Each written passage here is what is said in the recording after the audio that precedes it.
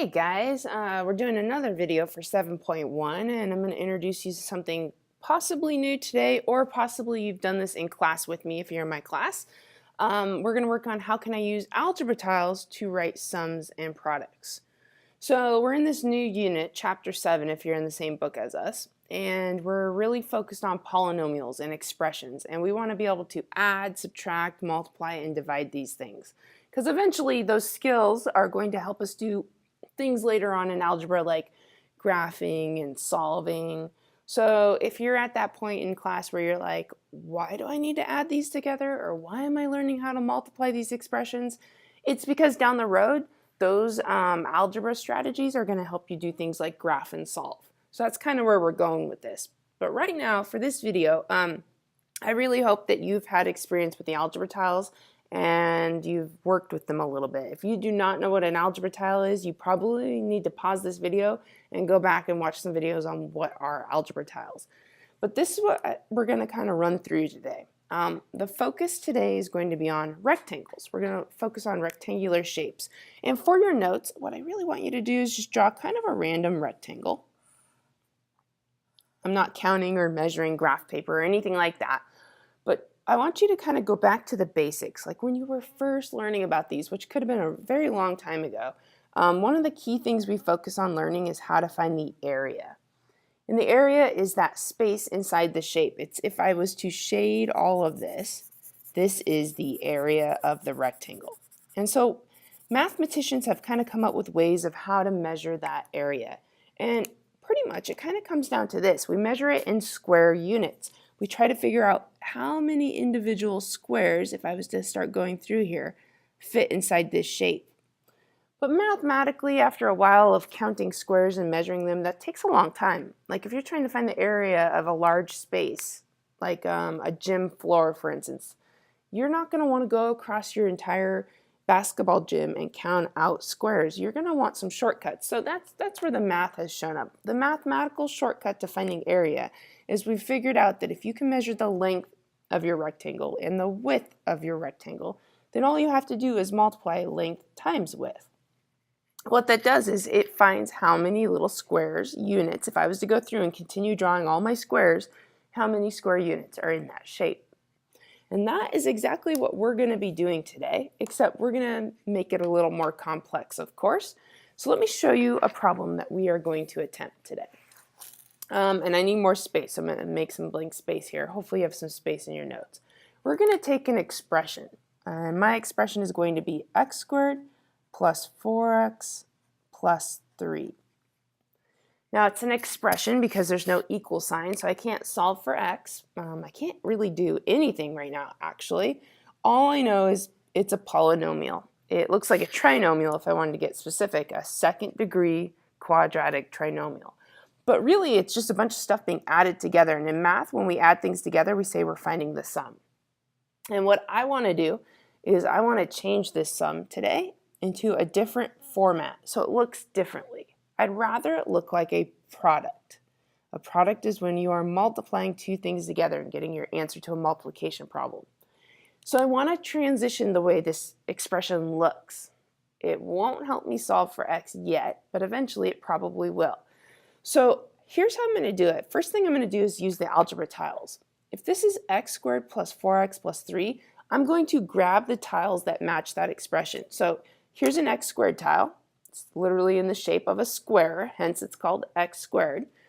If I have plus 4x, that means I have 1, 2, 3, 4 x's. There we go. And if I have plus 3, then I know I need 3 of those little units. 1, 2, 3. There we go. There's my 3 little units. Now, my challenge is, can I rearrange these to make a perfect rectangle with no little extra spaces, no holes in the middle, and an exact perfect rectangle? And this is where it gets hard because some students just kind of see this right away and they start putting their pieces all together and it matches perfectly. Others, you kind of have to push them around and it's like a little bit of a puzzle. So let's go through that process of just pushing these around, like trying some options here. Let's see. To make a perfect rectangle, all the sides are going to have to match up. So notice I'm just kind of playing around. I think I'm already kind of stumbling upon a possible answer here. if I fill in these gaps right here with my units, look at that. That's it. That is my perfect rectangle. We got it. All right. Perfect. Okay. Well, now technically what I could tell you is that my rectangle has an area of x squared plus 4x plus 3, because that describes what it takes to make this space on the inside. So for my notes, what I'm actually going to do is above this sum, draw a little arrow and label that this is the area of our rectangle. It's all the space inside. It took an x squared, 4x's, and 3 little units to make my rectangle. But I'm going to find my product by measuring my length and my width. So let's see what we could do here. I want to find what's my length of my rectangle and what's my width of my rectangle. Now it's possible you don't have the algebra tiles in your hands for this video.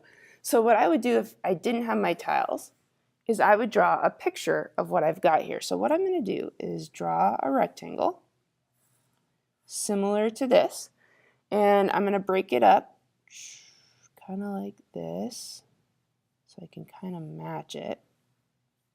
Let's see, how am I doing here? It doesn't have to be a perfect picture, but I'm trying to make it look similar to this. I'm going to label that this was the x squared tile. This was an x tile, an x tile, an x tile, and an x tile, and then these were the little units. I won't label the units, they're small. And then I have a picture that I can work with. So if you don't have any algebra tiles for this video, just sketch the picture. You'll be fine for this moment in time. But remember what our job is. Our job is to find how long and how wide it is, because we are going to take our area up here and we're going to change it to a length times a width, a multiplication problem to find the product. So what I have to do is measure my rectangle, and I'm going to use the tiles to show this to you one more time, just because I think it might be easier to see it with the tiles at least once. So my length is how long is this space? So how long is it right here? So I'm using tiles to measure. Well, the x squared tile, if you measure its length, is x long, right? That's what fit up against it. And this space, isn't that space like one little unit? So if somebody asked me how long it is, I would say, well, it looks like it's x plus a 1 little unit. That's the length that I'm seeing. If someone asked me what the width is, I'd kind of do something similar. I'd be like, well, you got to fit an x right here. This looks like an x. And this looks like 3 little units to me. So I'm going to throw down 3 little units here. Flip that one over. Just like that. See how it kind of perfectly measures the length? So it looks like the length here is x and a 1, and this looks like x plus 3. So on my paper, what I can do to kind of label this is I can just write that down. The width down here at the bottom looked like it was these ones. It looked like it was the x plus 3, right? So x plus 3 is going to be what I write. And then the length over on the side over here looked like it was x plus 1. So I'm going to write x plus 1. So for my product, what I'm thinking, here, let's clear all this out. It's getting kind of messy. My product is, I am going to take my length, which is x plus 1, and I'm going to times it by my width, which was x plus 3. Length times width, and I am done. So now I have changed my sum into a product. I'm going to change the color just to make this a little bolder. There we go. And we've got our final answer. We've changed our sum to a product. And this is what we want to be able to do. Now imagine having to do this with no algebra tiles. Whew, there's a way, and I'm going to teach you how. We're building up to that. But if you can understand how to do it with the algebra tiles, mathematically, it's going to make more sense in your head. So when I'm rewriting from this to this, they're equal to each other. They're the same thing. They are the area of this rectangle. One of them's written as the sum of all the parts. One of them's written as the length times the width. But mathematically, it's the same thing. Sum versus a product. They're the same thing. And this is something we're going to end up getting really good at. I'm going to build you up through this unit on what are the strategies to doing this, because let's be honest, you're not going to like whip out a bag of algebra tiles every time you need to deal with one of these problems. You're going to have to be able to do it without the tiles eventually. but the tiles is a tool to getting you there. So we'll practice in class quite a bit, and hopefully this video helps you kind of understand the process of how to build the rectangle and how to look for the length and the width. And in class, you're going to hear me say this a lot. I want you to build it, draw it, write it. So we built it using our tiles. We did that. We drew it with our picture, and then we wrote it as our sum and product. Build it, draw it, build it, draw it, write it. Those are those 3 steps. So thanks for watching, guys, and hopefully this helps you in class. Bye.